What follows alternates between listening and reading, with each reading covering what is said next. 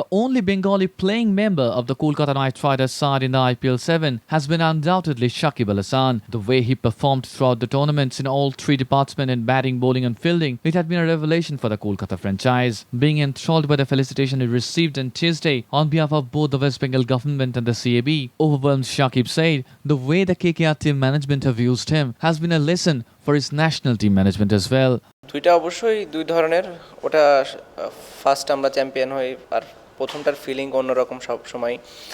আর এবছর এটা আমরা লাস্ট ৬-৭ ম্যাচ যেভাবে খেলছিলাম, তখন আমাদের ভেতরে এই বিশ্বাসটা বিশ্বাসটা ছিল যে আমরা যদি যেভাবে এখন ওই টাইমে পারফর্ম করছিলাম, যে ওভাবে যদি কন্টিনিউ করতে পারি তাহলে অবশ্যই আমরা সেমিফাইনাল এবং ফাইনালে জিততে পারবো। তো ওই বিশ্বাসটা সবার ভেতরই ছিল। এবং আর প্রথমবারের সাথে ডিফারেন্স ছিল, আপস অ্যান্ড ডাউন ছিল অনেক। একটা ম্যাচ জিতছি, দুটা জিতছি, একটা হেরে গেছি। তো বেশ কিছু চেঞ্জেস তো অবশ্যই ছিল, কিছু ডিফারেন্ট প্লেয়ার ছিল।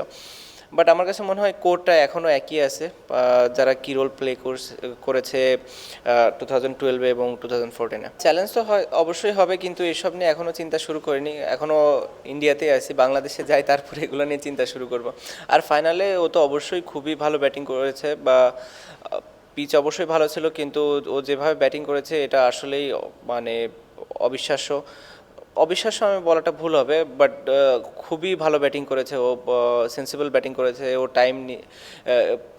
প্রথমে একটু টাইম নিয়ে খেলেছে, তারপরে যখন ও দেখেছে যে সেট, ও তখন শর্টস খেলেছে। এবং ইনফ্যাক্ট ও সুনীলের এগেনস্টে যেভাবে ব্যাটিং করেছে, এটা খুবই একটা আমাদের জন্য একটা শকিং ব্যাপার ছিল, কিন্তু দি ওয়ে হি ব্যাটেড আমি বলবো যে খুবই অসাধারণ।